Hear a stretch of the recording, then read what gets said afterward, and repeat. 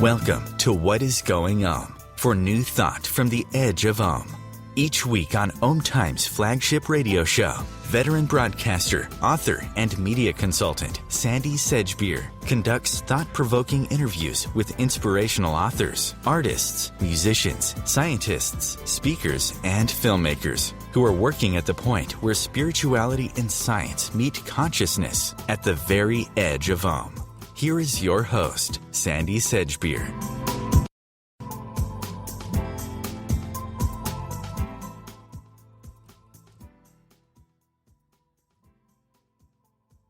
That little 5-letter word that has the power to trigger more anxiety, envy, insecurity, and yes, even shame than any other word in our vocabulary. And in the process, we're going to learn how to deconstruct our fears and old thought patterns around money and uncover the truth about how money really works and how it is created. Make no mistake, what you're about to hear is unlike anything you've ever heard before about money. My guest is Tracy Smith, co-founder and co-creator of a pioneering movement that aims to change the energy of money with a fifth-dimensional program called A New Look at Money. Originally trained as a lawyer, Tracy Smith was working as a management consultant when 2 of her 3 children were diagnosed dyslexic. Her search to find something that would help them led her first into the world of hypersensitive children and then into the world of frequency and bioresonance. Tracy was so impressed by the changes that she saw in her children, she joined a project developing bioresonance programs to support children with learning difficulties by removing stress and allowing their natural expression to emerge. As she worked with this technology, she began to see possibilities for much wider applications and established a very progressive company called A Creative Space with her business partner Bill Ayling, where they now use bioresonance to support not only children, but adults and businesses as well. And what does all that have to do with money? Well, here's Tracy Smith to tell you. Tracy, welcome. Hi. Hi, Sandy. Well, so how did working with highly sensitive children and bioresonance technology lead you to creating a whole new look at money? Well, it does seem a bit of a leap, doesn't it? It does. But it's really been probably about a 15-year journey because it started, as you said, with the children. When we started A Creative Space, one of the things that we said A Creative Space was about was helping people create lives they love. And time again, I kept hearing people say, I'd love to do this, but I can't afford it. I can't see how I can make money doing it. And it was a theme that just kept coming up time and time again. And at the same time, my own children were growing up and leaving school, leaving university, and entering the world of business. And I found that they were sort of making decisions around their life based on what they thought they could do to earn money. So this topic of money just kept coming up again and again. So I decided, in the same way that when the kids have been diagnosed as dyslexic, there must be something out there that can help, that there must be something out there that can help with the money question. So I started to look for, just to explore this whole area of money and our relationship with money. And that sort of took me into all sorts of different areas. I looked at the work. I did a lot of work with Kendall Summerhawk, and she's got some really pioneering work with money. And so it started to really build into a different branch of the work that we do, but very much coming out of the children. And there was another link as well, which was the new look at part. So when we decided to create this new course, the name that came forward was New Look at Money. And this, again, links back to the children, because when I first started this whole process way back in 2001 with my son, who was struggling at school, I took him for my first appointment with Jane, who developed the bioresonance. And she put him through a lot of tests and explained to me that he was actually hypersensitive, and also what that meant. And a lot of behaviours that I had been seeing and people had been telling me were actually naughty in the context of hypersensitivity, I actually began to understand them. And she actually helped me to take a new look at Patrick. And I always say that I left that appointment and she gave me back my son. And what happened was I was so impressed I then joined her and watched that process again and again. So that was almost like the first time I remember somebody gave me an opportunity to look at something differently, and what I was looking at then changing because of that. It's interesting that, our perspective is everything, isn't it? And we hold on to our perspectives very, very tightly. And yet, to shift them, it only takes a millimetre change. It does. And actually, once they have shifted, you often can't see why you didn't see it that way in the first place. Yeah. It seems incredibly obvious. But one of the things that happened when I started to do the money work was I remember sitting on a call and people were talking about, what your family money story was, what your beliefs about money were.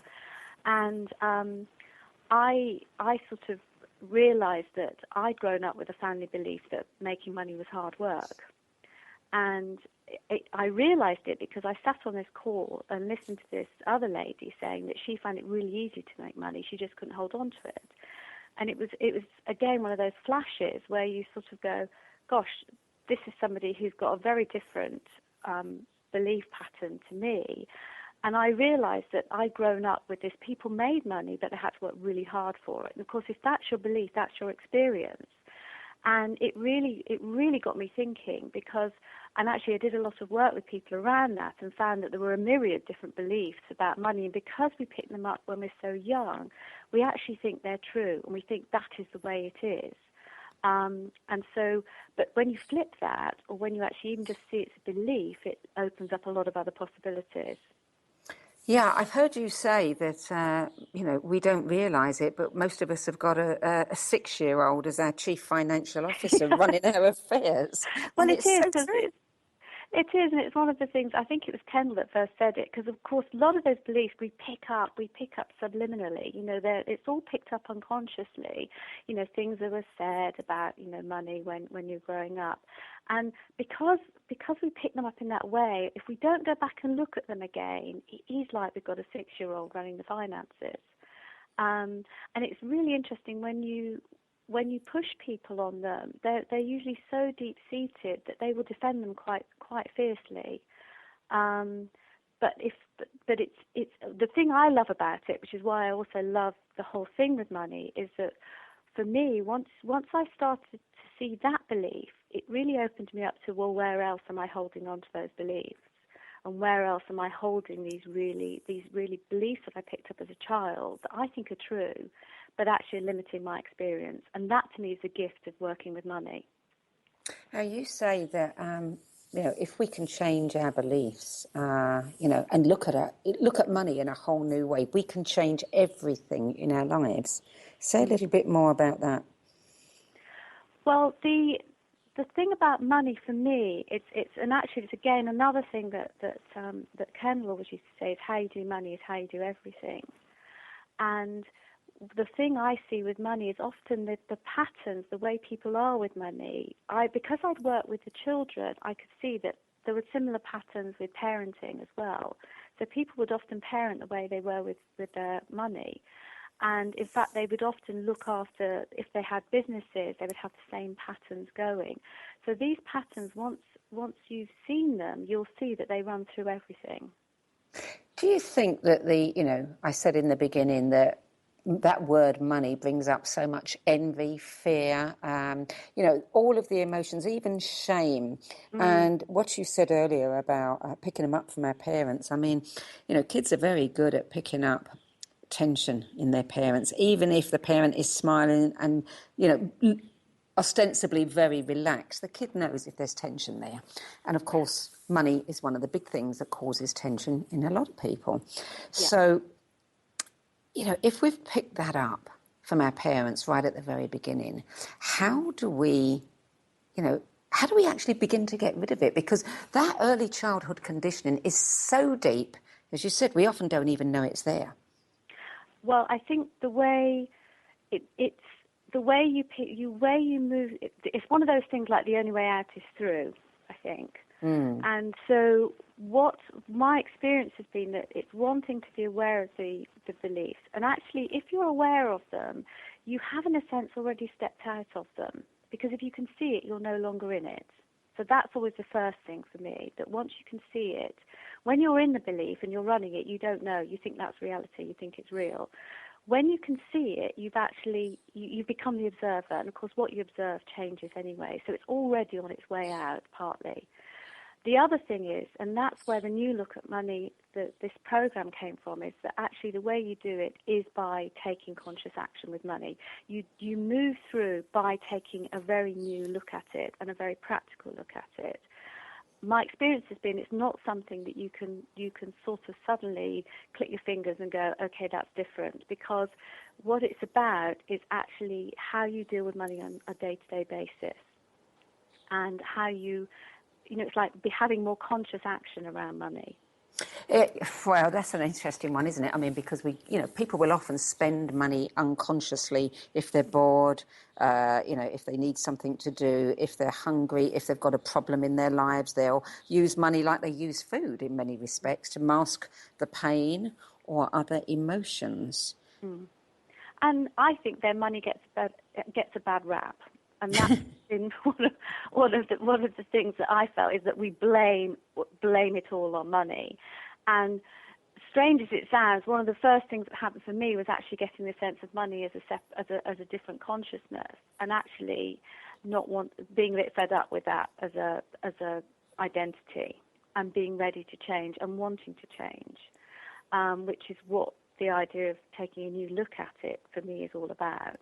It's actually giving it a chance to be seen as something other than all the various problems we've blamed on it.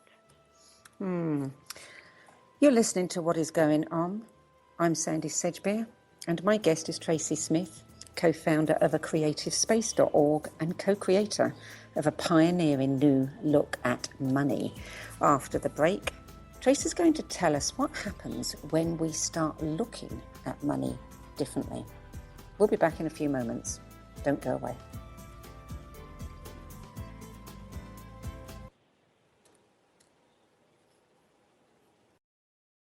You're listening to OTR FM, part of the IOM radio network. Being a radio host on IOM FM allows you to build your show on a rich platform with the power of the internet to fulfill your outreach goals and connect with a very specialized and global online audience, unlimited by time and distance. OMTimes Radio will provide you with web relevance, a recognizable conscious brand, and with the standard of excellence that has accompanied every single OMTimes endeavor. Host your show with OMTimes Radio Network. The name is Bond. James Bond. No, the name is Joe, The Joe Show. And we are returning back for our 9th season here on OMTimes Radio.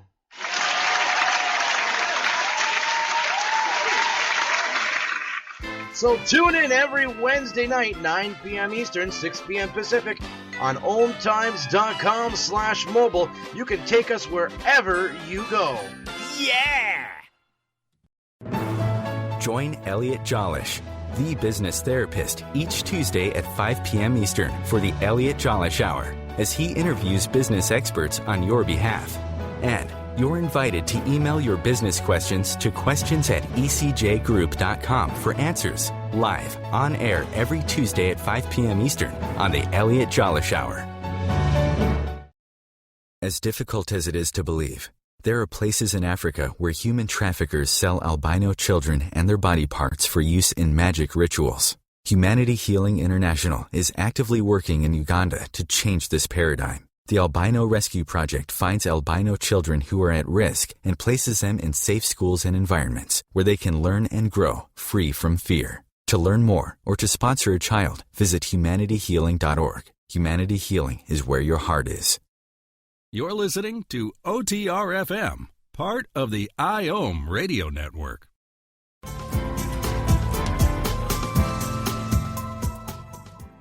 To What Is Going On, I'm Sandy Sedgbeer, and I'm speaking with Tracy Smith, co-creator of a groundbreaking new program called A New Look at Money. Tracy, do you think that fear around money is something that we learn in childhood? I think there's a lot of fear often around. I mean, for me, I know one of the things that happened, and one of the forming experiences for me was when I was, I think it must have been about 11, and my parents they were in business, and they went into another business, and they were nearly bankrupted. And I remember my parents sitting, my brother and I, down and saying, actually, money was going to be tight for a bit, and we weren't to worry, and that it wasn't that they didn't love us, but we wouldn't be able to have very much as going forward until things sorted out. And that was something that really had quite an impact on me, and I think it left quite a lot of fear around running out of money and taking risks with money. The interesting thing was that I didn't find out until I started to do this money work, and I happened to talk to my mum about it. And she said, that was the best thing that ever happened to my parents as far as money was concerned, because what they had to do was enter into an arrangement to pay back so much every month. And once they paid off the debt, that they realized they could find that money. Having found that money every month, that went on to be the payment for their dream home.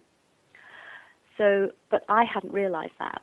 So that was an episode which for them they really did nearly lose the home. And my mum was really, it was a very traumatic time.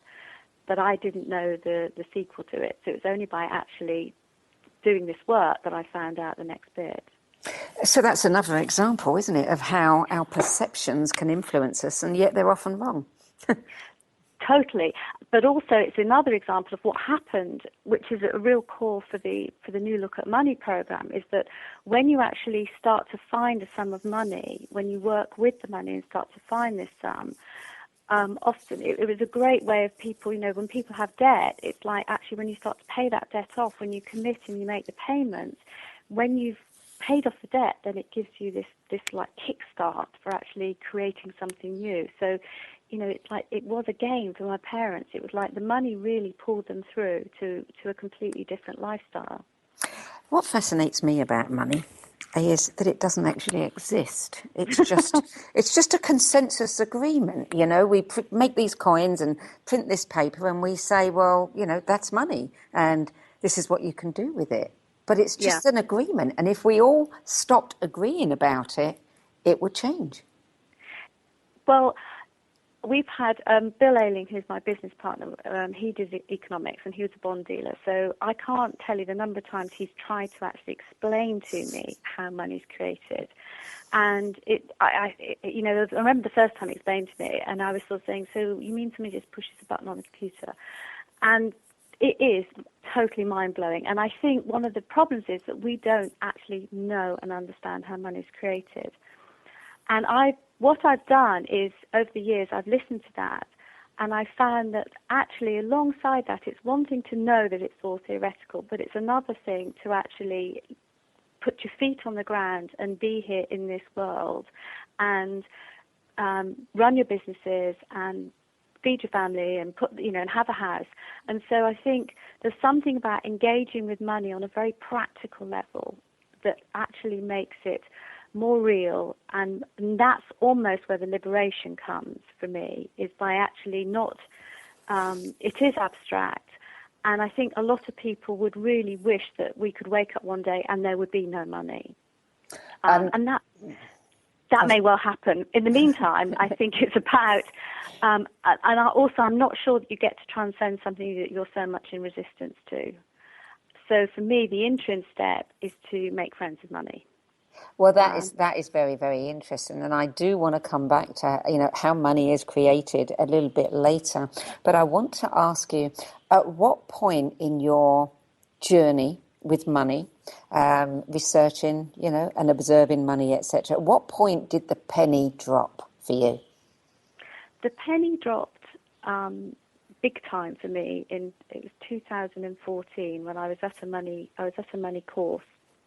And I'd been doing the work for a couple of years, and it was making a big difference to me. It was making a big difference to my relationship with money, and I was doing a lot of work with clients around it. So I'd had a lot of success with it, but I was sitting in a training, and it was really strange because it was like in an instant, I suddenly saw what what it was all about. And actually what I realized was it was essentially about creating space for money.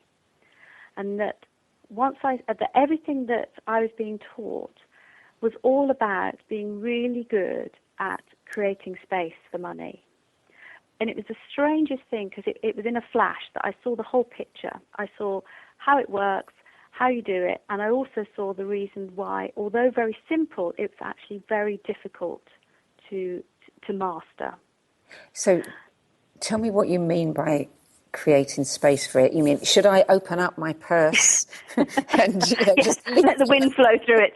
No, actually what I saw was that what happens is that while it was all the techniques I was being shown, what they were about was that to create space for money, you have to have a really strong foundation. You have to know exactly where you are at the moment, and you have to have a very clear idea of where you're going, the vision, and the vision in figures. And what that does is it opens up a gap. And it was like, in my head, what I saw was like a set of bellows being opened. So if you pull bellows apart, it sort of draws air in. And so what I saw was, if you have that strong foundation, you know exactly the amount of money you have, you know the money that you're looking to create. If you can hold that gap, it will draw in the money. It's like a vacuum was what I saw. It will draw in that money. It sounds really simple, but what I also saw is that you can take each of those components and see how difficult they are. So if you take the foundation, most people are very reluctant to really look at where they are financially. Some people know exactly where they are, but there's a lot of people who don't really want to look at that. And that doesn't give you a firm foundation. It like gives you a bit of a sort of wobbly. It's a bit like walking on one of those blow-up mattresses rather than firm ground. Yeah. Mm-hmm. The second thing is, a lot of people don't have they might have a vision in terms of, I'd like to do this, I'd like to do that, but does that vision have numbers on it? People say, well, I'd love to, I'd like to go on a world trip. Well, okay, how much would that cost? What's the actual figures on it? What are we talking about here? Because money works in numbers. That's the language of money. It's actually, it's in numbers. So they were the two components. And the third bit is you have to be able to hold the gap. And what happened was, I also, in an instance, saw a picture which I'd seen in a book years ago when I was a management consultant, a book by Peter Senge called The Fifth Discipline. And in it, there was a picture of two hands with an elastic band wrapped between them, and the hands were pulling apart. And the whole idea of this was this thing called creative tension. And so what he was saying is, when you have a vision, it's like taking the hand and pushing it away from the other hand, and it sets up a tension. Now, if you can hold that, what will happen is the current reality will move towards vision. But what happens is most people can't take that tension. So in the case of the what I saw with the money, is that what happens is, even if you can clearly identify the gap, what most people will then go, oh, well, there's no way I'm going to make that. Where's that going to come from? So they will actually start to collapse the vision in. Yeah? So are you saying that the very first thing you have to do is get rid of those belief systems before you can... Well, the beauty of it is not necessarily, because what happens is, if you can identify that gap, part of holding that tension is, as you start as the gap starts to fill, those belief patterns will come up. They are what will stop you. You'll catch yourself, because they'll be the ones that will start to collapse the vision in on you. So rather than having to work out what they all are before, they will come up as you do it. So it's that awareness that, you'll start to feel you collapsing in that vision, or you're starting to feel that you've been a bit spongy with the foundation. So the beauty of it is that they come up as you work with that model. There's a couple of things I want to go back to that you've said there. You talked about money works in numbers. Pythagoras said the universe works in numbers. And the universe is all about energy. So are we talking here about money as energy? Yes. And I think, but very practically, what it's about is that what I saw was, unless you actually break it down into, well, we used to say pounds, shillings and pence, but, it's sort of like into actual money, then it's almost as though you're not communicating, you're not able to communicate with that energy. That's an interesting one. I've always believed that money and love are the same energy, and money and sex have exactly the same issues around them. Envy, fear, anxiety, shame, etc. Would you agree with that? Oh yes, I think it's. And we've discussed this before, and I always say it's probably easier to deal with those things in the context of money than it is to deal with them in the context of sex. But I think actually the weird thing is most people are probably more prepared to talk about their sex life than they are about their finances. So there's this. It's almost like money's become more of a taboo than actual sex. But yes, I think it's like that. How you do money is how you do everything. Yeah, and as you said, I think that you're right. People are probably more inclined to talk about their sex lives than money, unless it's a couple that have a problem with their sex life, in which case they won't discuss that, but they'll project all the problems onto the money situation. Yes, and then, as I said, money is sitting there going, whoa, hang on a minute. Yeah, what have I done to deserve Well, another bad rap.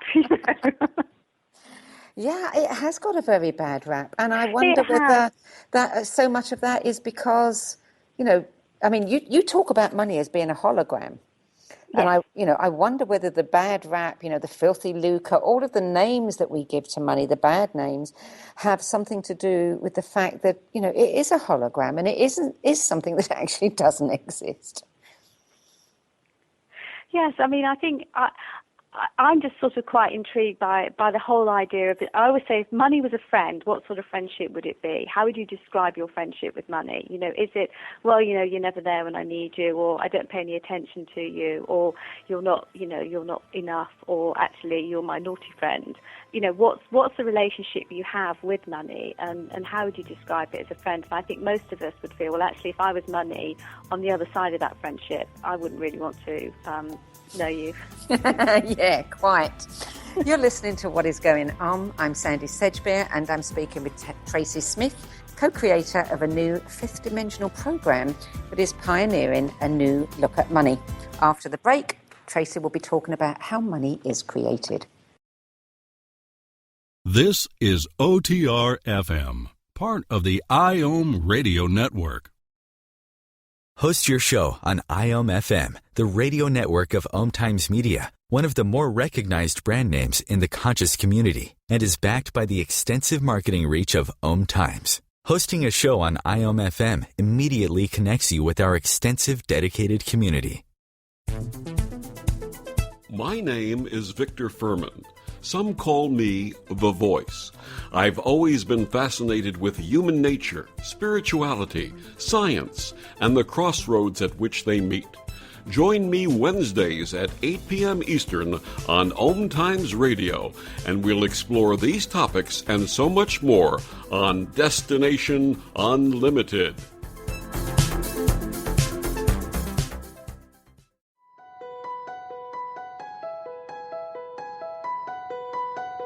Hello, I'm Miriam Knight of New Consciousness Review, inviting you to my new show where I interview the rising stars of the conscious awakening. We'll explore the many faces of consciousness and action and intriguing perspectives on life, the universe, and everything in between. Join us each Wednesday at 2 p.m. Eastern on the Rising Stars Show. OMTimes Magazine is one of the leading online content providers of positivity, wellness, and personal empowerment. A philanthropic organization, their net proceeds are funneled to support worldwide charity initiatives via Humanity Healing International. Through their commitment to creating community and providing conscious content, they aspire to uplift humanity on a global scale. OMTimes, co-creating a more conscious lifestyle. You're listening to OTR FM, part of the IOM Radio Network.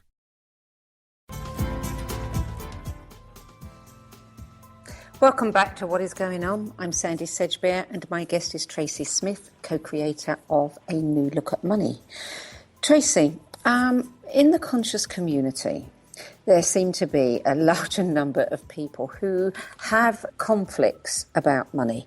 Many people seem to think that spiritual work and money do not go together. And if you are offering a spiritual service, then you need to offer it for free.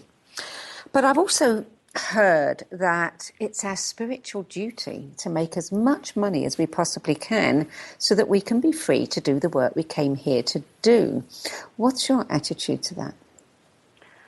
Well, I think I've heard both of those views, and my honest feeling is that actually it's all changing, and that's why we can now take a new look at money. And I think actually it's about being grounded, and it's about having being effective.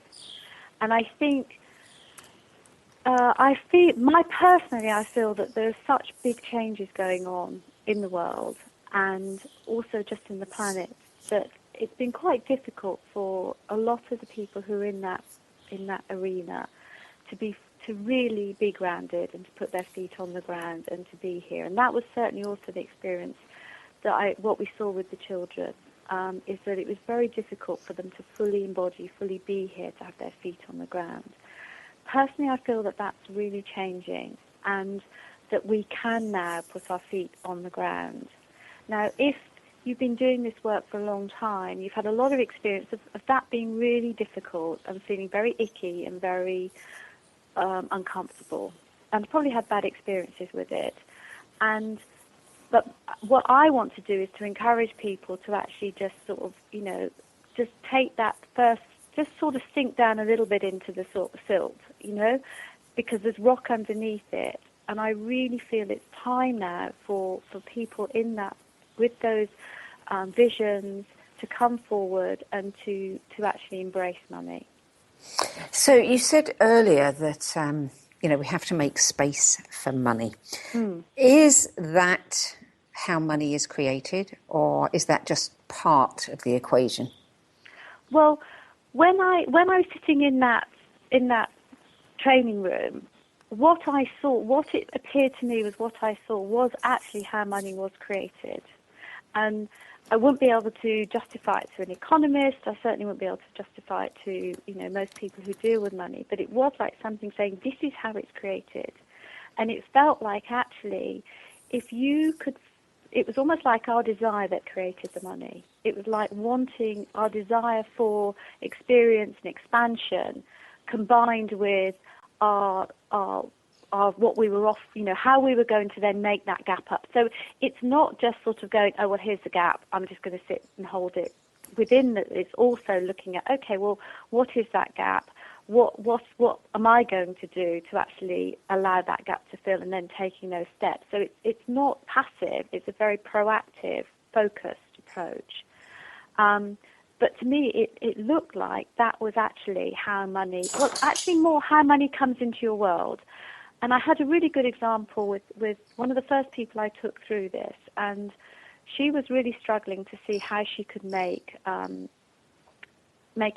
meet. Really, she was an artist. She's an artist. She was living in Italy, and she was renting out her house in England to enable her to be in Italy and do this work.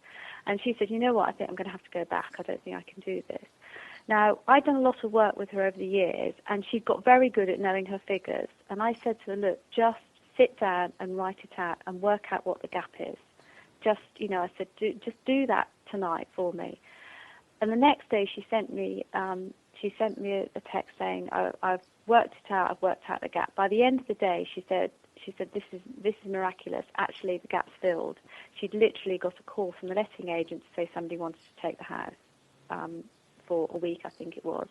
And there was somebody else coming in, so the house had started to let. And it really felt like actually her creating that gap had allowed it to fill. So putting her attention on that gap allowed it to fill. That sounds awfully simplistic. Yes, it is. And I can't tell you how much people will wriggle to get to before they'll do that. So actually for her to actually know the figures, that had taken quite a long time for us to work through. You know, I'm not very good at figures. I don't know the figures. So that was a culmination of probably about 18 months work of her getting really good. So she'd already got that foundation piece in. She got really good at doing that. So she no longer had problems with looking at the figures? No. So that... She would need, you know, it wasn't her favourite activity, but she would know, she knew what they were, and actually would know where to get the information to fill in the gaps. So right there, she's changed some of the energy that she had around money. Yeah. Yeah. So what can people do to get started? I mean, I know that you've developed a number of processes that are very, very powerful, and you've used them with lots of people, you know, to great effect. Can you share some of them with us? Well, I think that they are powerful, and I also feel that one of the things is when people embark on it, you know, it's being aware that it does bring up your stuff. So it's sort of like get embarked, and there's a bit of a health warning. But actually, I think one of the nice things to do is, as I said, Kendall always said that how you do money is how you do everything. And my experience was that actually that also means that how you do everything is how you do money. So one of the things that I quite like to do, and I will still use this, is to do something that isn't related to money, to actually give me an opportunity to flush out whatever's going on with my money. And so actually you can do just something like, the best thing for me is to clear out a cupboard. And actually to just, you know, it can be a cupboard under the sink. Often I'll do like a bathroom cupboard. And actually to just say, okay, I'm just going to take everything out of the cupboard. And this cupboard is then going to represent my attitude to money and my beliefs around money and my relationship with money. And then just have a look as you put things back. So I realised I was actually, when I remember doing this once, and there's a cupboard under the sink, and I was putting that, and I thought, why am I putting this floor cleaner back? I've moved this floor cleaner 3 different times, to 3 different houses, and I just keep moving it in. So I thought, okay, that's a belief that is going to represent a belief that I have brought through from childhood, and I'm just going to get rid of that bottle of floor cleaner, and that represents getting rid of that belief. And then there'll be other things like I think, well, I've got two bottles of washing up liquid here. Why do I need 2? And it's like, well, I'm worried about running out. So you get, that's interesting. So you can actually just play with it and just say, just doing this activity, let me do this with the intention of it having a bigger effect and impacting my relationship with money, and just have a playful curiosity around it to see what comes up. This is quite different than all the courses around money and all of the, you know, secret and manifesting, and you have to do your affirmations and you have to have your vision board and you have to have blah, blah, blah. This sounds as though it's actually a lot easier. Yeah, we do have vision boards, though. You do. I like vision boards, but we stand on vision boards, and you know. So yes, but it has those. It's a sort of combination of those things, but also very practical things. So what we wanted to do was, it felt like the winning recipe actually involved all of it, but it was about pulling it together. So the fifth dimensional part, how do you define that? What about this is fifth dimensional? Well, when we were talking originally about, I was telling you about the program, and I tried to explain to you that when the whole idea came to me and working with it, I had the real sense it has a very sort of light energy to it, and it just felt different, and it was really resisting being pushed into the very conventional, the existing model around how you do this work, how you do any of these type of, and this is a project, and it's like it wants to have not just I want to that she's Tracy, could you just hold it just there for a second? Because I think we're having a little bit of a problem with your voice. Mercury's retrograde, Haha. And it always seems to affect the technology. So let's hope that just clears for a second. Speak now and let's see. That doesn't... No, it's not working. Let me see, what can we do? I wonder whether we can get you back on the line. If you could hang up, Tracy, and I'm going to come straight back to you.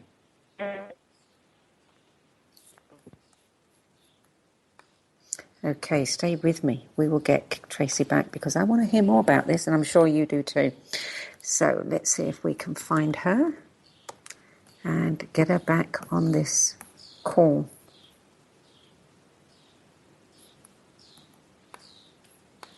Okay, calling her now. And it's gone midnight in England where Tracy is. So I'm very grateful to her for staying up so late. Let's see if we can get her now. It's dialing now.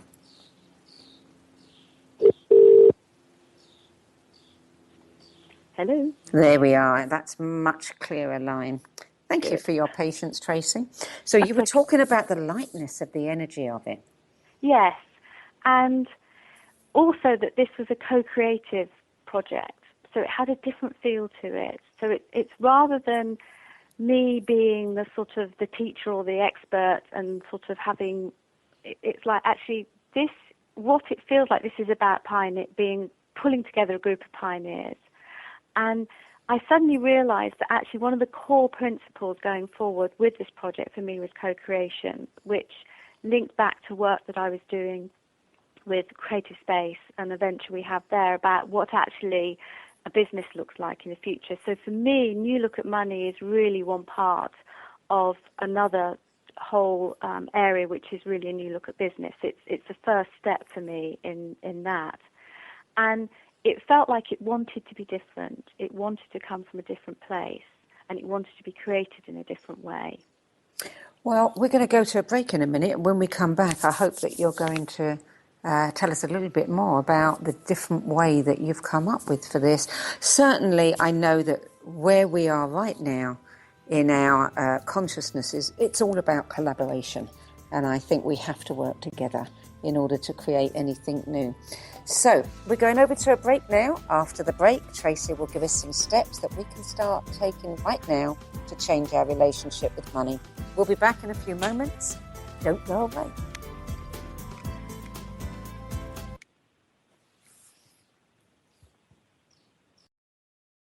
You're listening to OTR-FM, part of the IOM radio network. Being a radio host on IOM FM allows you to build your show on a rich platform with the power of the internet to fulfill your outreach goals and connect with a very specialized and global online audience, unlimited by time and distance. OMTimes Radio will provide you with web relevance, a recognizable conscious brand, and with the standard of excellence that has accompanied every single OMTimes endeavor. Host your show with OMTimes Radio Network. Hi, this is Sylvia Henderson, intuitive life coach and energy healer. Are you ready to elevate and rise way above your normal? Be sure to listen to my show, Intuitive Transformations, on OMTimes Radio, Sunday evenings at 9 p.m. Eastern. Get the inspiration you need to transform your life. Matt Connerton here. Join Jen Coffey and I twice a week for Matt Connerton Unleashed, a political talk show that's a little different than what you're used to. No liberal or conservative agenda here, just an honest dialogue about truth and how things really work in the world of politics. Matt Connerton Unleashed, every Tuesday and Thursday night at 11 p.m. Eastern on OMTimes Radio.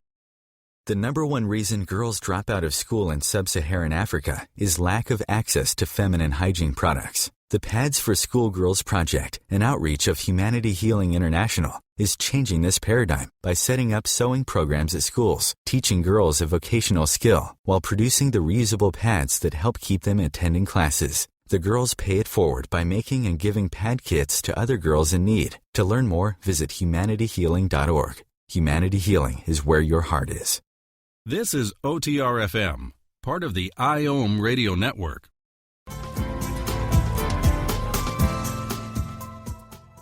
Back, I'm Sandy Sedgbeer, and you're listening to What is Going On. My guest is Tracy Smith, and we're talking about why it's time for us to take a new look at money. Tracy, one of the things that impressed me when you told me about this, and I have been aware that you've been looking at money for a long, long time, and I was excited when you told me that the penny had dropped and you understood it, exactly how it was created, etc., how it works. But what really impressed me is the way that you are creating this new business, which is all about take a new look at money. Share with us what your plans are. So having had that sort of insight in 2014, it then took me about 18 months to sort of assimilate that and to work it through and to talk to all the various buddies I have around the world who've done the money work with me.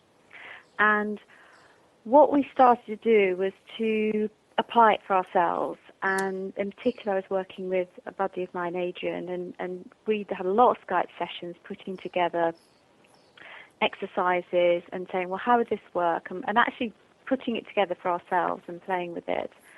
And then it came to time to what were we going to do with it? And I'd sat on it for a bit until my daughter was having trouble.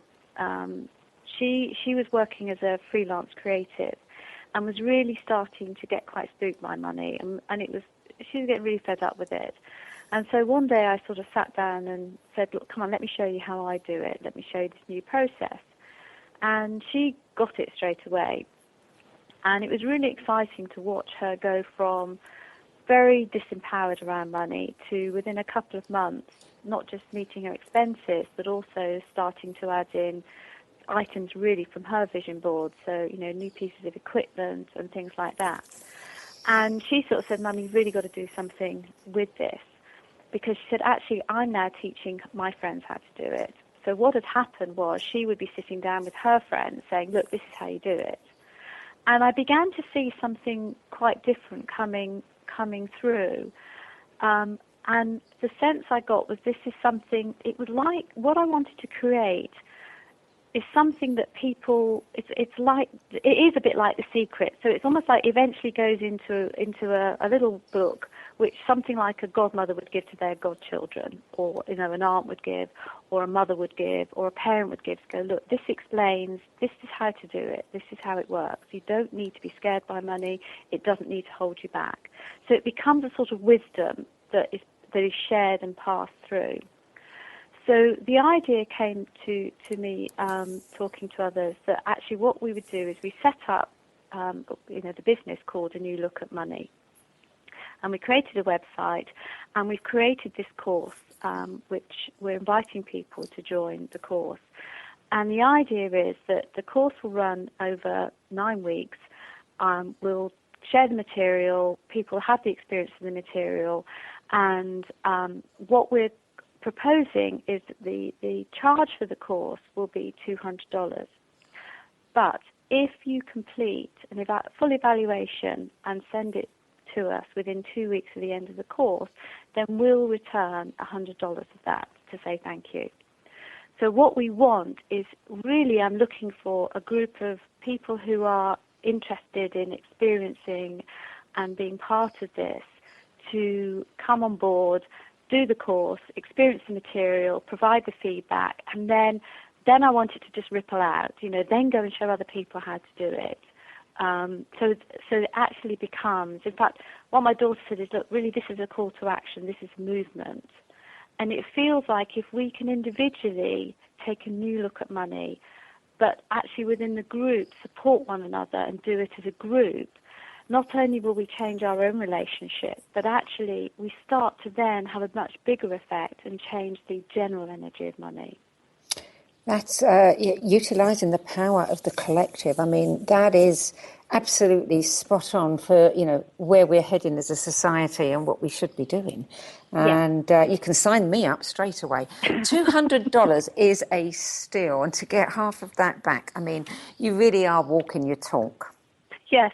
Well, to me, it's just about getting it to the next stage.